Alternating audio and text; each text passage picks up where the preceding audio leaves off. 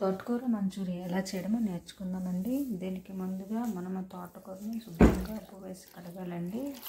ముందుగా మనం తోటకూర కడిగినా మళ్ళీ ఉప్పు వేసి పూర్తిగా కడుక్కోవాలి. ఎక్కడ లేకుండా పూర్తిగా కడిగిన తర్వాత చూసుకొని ఒక 10 నిమిషాల వరకు అలా నీరంతా కారిపోయి పొడిగా అవుతుందండి. ఎక్కువ నీరు ఉండకుండా ఆరిపోయినట్టు చూసుకోవాలి. తర్వాత అందులో పసుపు, కారం, ఉప్పు,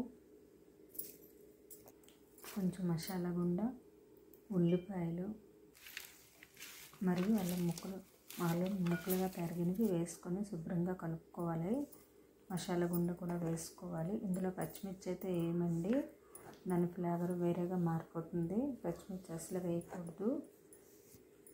తరువాత మనము తోటకూర కప్పుకి 6 చెంచాల శనగపిండి అవసరం ఉంటుంది. అది వేసి పూర్తిగా కలుపుకోవాలండి. చక్కగా శుభ్రంగా మెత్తగా కలుపుకొని మనం అందులో చేసుకోవాలి.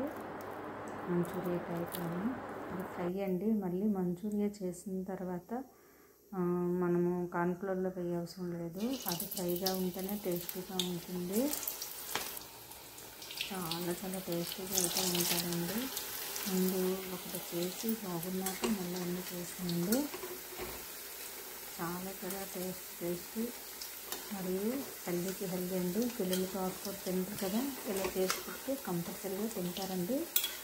కర్రీ బాక్స్లో పెట్టుకోవచ్చు, ఈవినింగ్ స్నాక్స్ లాగా కూడా ఇవ్వచ్చు.